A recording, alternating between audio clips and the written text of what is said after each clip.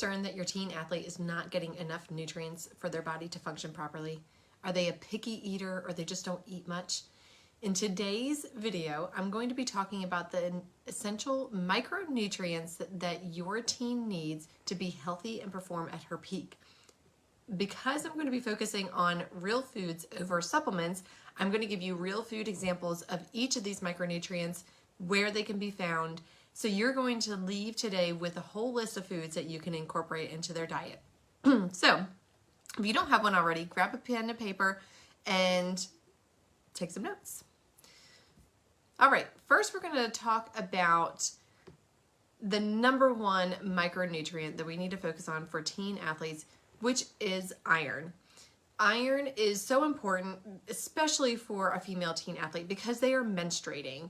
So when they are menstruating, they're actually going to be losing iron, and iron is a big component of your red blood cells. Red blood cells are going to be carrying oxygen to working muscles. So if your teen is low in iron, they're not going to be getting enough oxygen to their working muscles, which is going to make them really tired. Their performance is going to be lacking, and then they're just really going to not be doing well in life, period. And that can really spill over into other health concerns as well. So we want to make sure that they are getting in enough iron. The other thing is, if they are a runner, they can get a condition called foot strike hemolysis, which is where their foot is striking the ground and splitting red blood cells open, which is then going to release iron. Plus, when they're sweating, they sweat out iron. So we need to make sure that they're getting enough iron. So iron is going to be coming from meats, particularly red meats. Also, dark meat chicken is another one. Any type of beans, if they're a vegetarian, that has iron as well, although it's not quite the same as meat.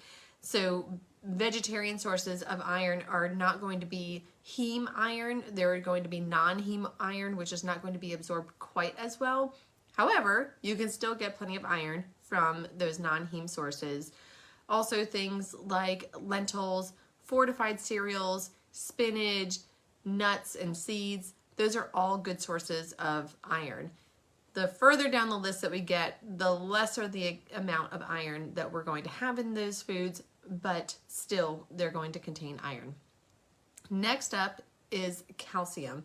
So calcium is really important because as a teenager, they're going to be building bone up until the age of about 30. After the age of 30, you actually start losing your bone mass. So we want to make sure that they are stocking up on their bone mass now, and especially if they're not a big eater, or maybe they're struggling with some disordered eating or anorexia, they can develop osteopenia or osteoporosis later on in life, or they can actually develop it even in their 20s. I've seen it happen. So we want to make sure that they are getting in plenty of calcium to prevent that from happening.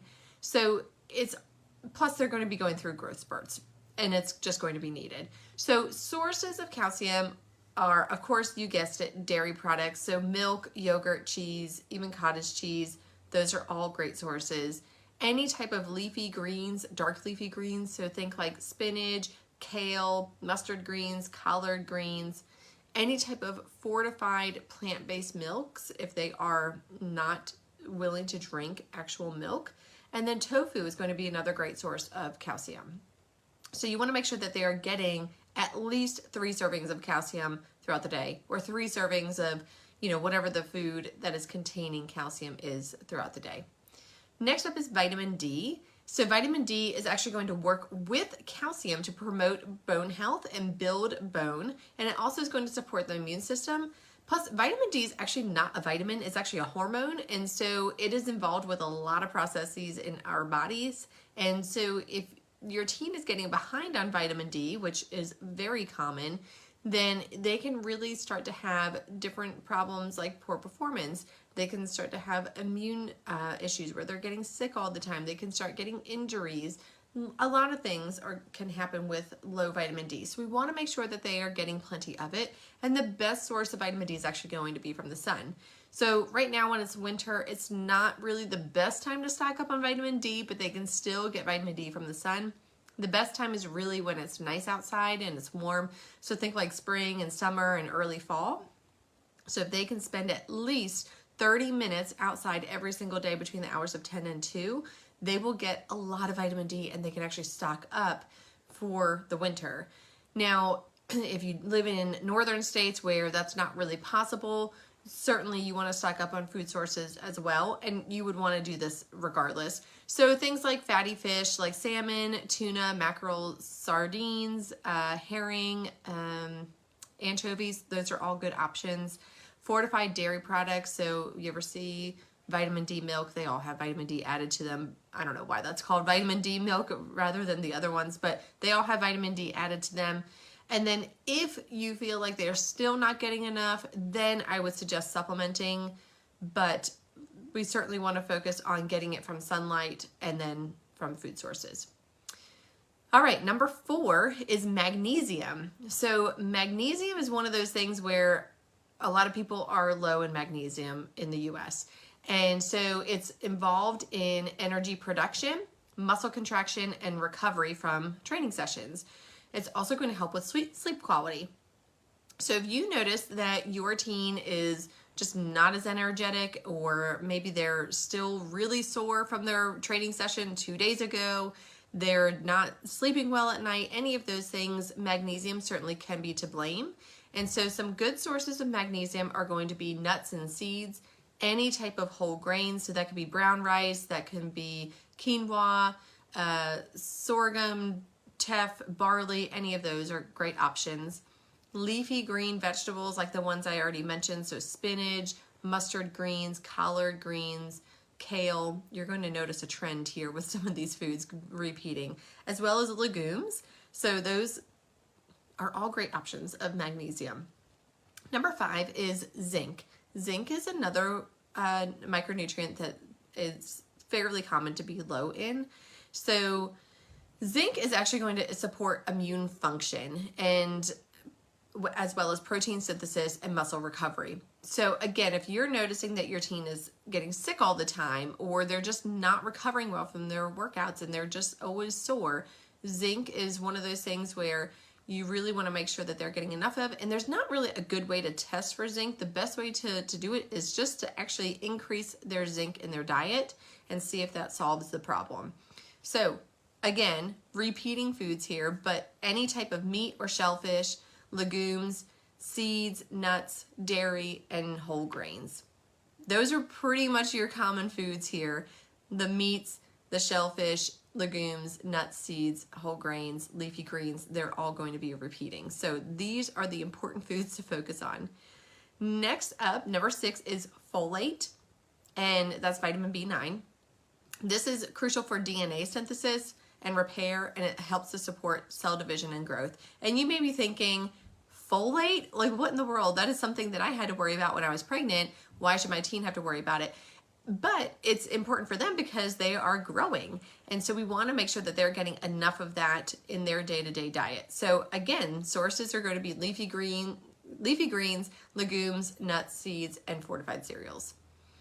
All right, number 7 is vitamin B12. If your teen is a vegetarian or a vegan, this is especially important.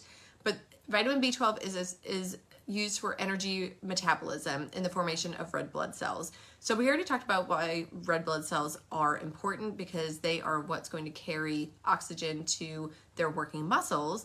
And then of course, energy metabolism. They need energy to perform in their sport, especially when they have a couple-hour practice several days a week.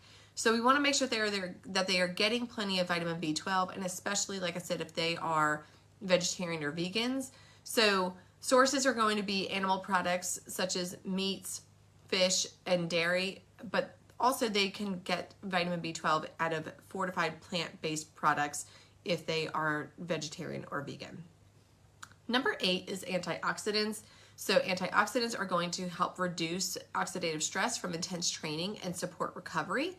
Plus, it's just going to help their immune system as well. So we want to make sure that they are getting all the colors of the rainbow, and these are going to give them primarily the antioxidants that we're after here are vitamin A, C, and E. So vitamin A are going to be coming from carrots, sweet potatoes, think orange foods, spinach and kale. Vitamin C is any type of fruit, citrus fruits, strawberries, any type of berries really, bell peppers, broccoli, even potatoes have a good amount of vitamin C in there. Vitamin E is more of a fat soluble vitamin, so you're going to get them more so out of fat type foods. So these are going to be nuts, seeds, and things like olive oil. So we want to make sure that we are getting in those common denominator foods that I mentioned. So things like leafy greens, nuts, seeds, meats, any type of produce. We want to make sure that your teen is getting in a lot of those foods over the course of the day and over the course of the week, and that they are getting a good amount of variety in their diet. So if your teen is a picky eater and they tend to just eat the same foods over and over again, you want to make sure that you are doing things to boost their variety of foods. So some things that you can do is take them to the grocery store with you, have them pick out some different foods, also have them get in the kitchen with you and cook a little bit. But if they still are not interested in trying new foods, I would make sure that you are always introducing new foods to them, and you are continually having those things on the plate with them so that they are constantly seeing them and present them in different ways. When I was a kid, my mom made asparagus for me and overcooked it, and it was the grossest thing ever. And I'm sorry, Mom, if you're listening to this, but it was really gross. If you've ever had overcooked asparagus, it's mushy and slimy and stringy, and it's just ugh. And I never wanted to eat it again until I was in culinary school at 18 years old, and I actually had it the correct way where it was like nice and crispy. And so it just goes to show that, you know, if you make something one way, they don't like it, try it another way, and they might actually like it. So like I said, you want to make sure that you are getting in lots of variety into their diet. If this is something that you feel like, I just don't even know what to do, I don't even know what foods to cook, I don't know how to create a solid, balanced diet for my teen, that is what I'm here for. I can help you put together a solid plan for your teen. I can help to educate your teen on how to create a diet for themselves so that it doesn't all fall on you. All you need to do is just schedule a free, no obligation consultation with me. I'll put the link below, but it's just elitenutritionandperformance.com/consult. And thanks for watching, guys. Have a great rest of your day.